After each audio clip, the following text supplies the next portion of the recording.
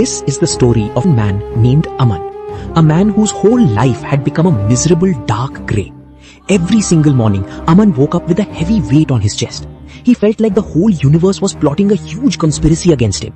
He would look out of his old, broken window and see his neighbor standing proudly in front of a newly built, beautiful house. In the middle of the night, he would look at social media on his phone, only to see his cousin Karan opening a brand new rich store. And to make it worse, his childhood best friend Sameer had just become a top manager at a big company. Why them? Aman would whisper in the dark, looking at his peeling walls. Why does God give everything to people who don't even need it, while I am stuck rotting in this dirty, failed rut? His heart, which was once full of beautiful dreams, had turned into a smelly, dead pool of bitterness. He completely stopped going to the temple to pray. He stopped asking God for his own success.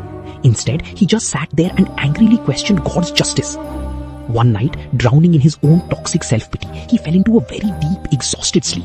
But this wasn't rest. It was a terrifying, scary nightmare. In his dream, Aman was walking through a thick, terrifying jungle right outside his village. The air smelled like dead leaves and wet earth. The moonlight coming through the trees was bright white and creepy.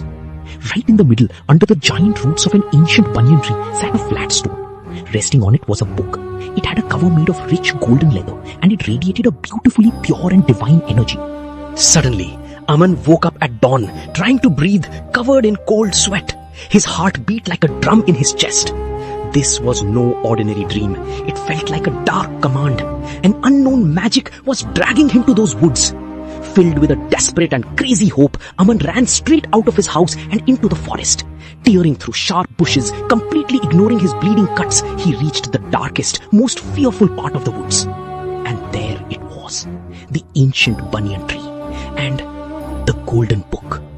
His hands shook badly. "This is it," he whispered, smiling in the shadows. "My destiny changes right now." He violently pulled open the heavy cover, expecting to see magic words or a secret map to great wealth. But what he saw inside the book froze his blood. The pages were entirely blank, pure white, without a single letter. "It's empty!" Aman screamed in total frustration, throwing his hands up. "Even here, the universe cheated me! I'm completely ruined!" Suddenly, a dead, chilling silence fell over the woods, and an unbelievably deep, haunting voice echoed right from the sprawling branches of the great banyan tree above. "The book is exactly as empty as your intentions, Aman." Aman jumped back in pure terror. Who is there? "It does not matter who I am," the chilling voice whispered through the dead leaves. "The book is a tool. Whatever you write with a pen on these blank pages will instantly become real in the living world. But hear this strict warning. Write very carefully, because the ink you use is drawn from your own soul, and what you write is permanent." Aman's eyes grew wide with an insane, greedy madness. He held the haunted book tightly against his chest and ran back home like a crazy person. That very afternoon, he met Sameer at the local market. Sameer was glowing with happiness, giving away sweet boxes to celebrate his huge job promotion. "Brother, I'm so incredibly happy for you." Aman lied through an evil fake smile, but on the inside, jealousy was eating his stomach. As soon as Aman locked his bedroom door, he sat at his desk. He grabbed a pen. All he could see in his head was Sameer's perfect, happy smile. A demonic jealousy lit a huge fire in his chest. "I hope he suffers in terrible pain for the rest of his life," Aman said to himself. His shaking hands wrote his very first dark curse. "Sameer will drown in severe dark depression, just like me." The very next evening, the terrible news spread across town. Sameer, who was perfectly healthy yesterday, had suddenly suffered a massive mental breakdown. The pressure of the promotion broke him, and without any doctor understanding why, he fell into a blinding, toxic depression. Hearing this, Aman's face twisted into a scary, wicked grin. It actually worked. And now, Aman became an absolute monster. He had lost his mind.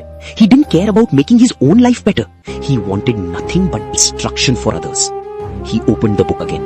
He wrote that his neighbor's new house would bring bad luck. He wrote that his cousin Karan's beautiful new shop would face brutal, impossible losses. One by one, anyone around him who was happy fell into agonizing suffering. And all this time, Aman told himself, I'm just making everyone equal before I write my own good luck. On the third night, having fully ruined all the people around him, Aman sat at his desk with a cup of tea. Tonight, he smiled an evil smile. Tonight, I will write down everything I ever wanted. Great wealth, a huge car, respect. Tonight, I become a king. He reached his hand out to his bedside table to grab the book. But that spot was totally empty. A cold drop of sweat dripped down Aman's back. The book? Where is it? He tore his bed apart. He pulled out all his drawers, threw his clothes onto the floor. The golden book was entirely gone, as if it had never been real. Absolute horrifying terror gripped his throat. Barefoot and crying like a madman, he ran back out into the freezing pitch-black night, sprinting back toward the scary forest. He reached the ancient banyan tree, dropping into the dirt against its giant roots, crying loudly. Where is it? Please, I wasn't finished. I haven't written a single happy thing for myself yet. Aman sobbed, scraping the earth with his hands. From the dark, dry branches above, the loud voice returned. But it wasn't angry. It carried an aura of immense, crushing sadness. The book is no longer yours. Why? Aman screamed, crying. You told me I could change my life. Suddenly, the voice coming from the tree became cold, ancient, and completely lethal. The book was a strict test of your greedy heart, the tree said. It was given to you to build a bridge to your own bright future, not for you to use as a weapon to burn the bridges of your friends and family. You were so violently blinded by staring into the darkness of your neighbors' lives that you forgot to bring a single drop of light into your own life. I was going to do it next, Aman cried, shaking. The very next page was for my wealth. Karma does not work step by step, Aman. It works from the deep truth of your heart, the ghostly voice warned. You burned the purest magic of the universe on hate and destruction. To bring beautiful things into your life, your soul must be good and pure. You believed you could build a golden palace on the ruined, burning ashes of your friends' lives? But turn around. Look at yourself. The voice slowly began to fade away, whispering its final devastating lesson. You lost your chance because you chose jealousy instead of growth. Never forget this rule. You cannot get a beautiful life if your mind is full of very ugly thoughts about others. The banyan tree fell silent forever. In the freezing moonlight, Aman sat alone in the dirt. He realized the most terrifying truth. He had held the power to change his whole future. But because his dark hunger only wanted to see other people fall, his karma made sure he stayed exactly where he was. Miserable, broke, and permanently empty-handed. He walked home slowly, and that night he finally understood. The blank pages were never his problem.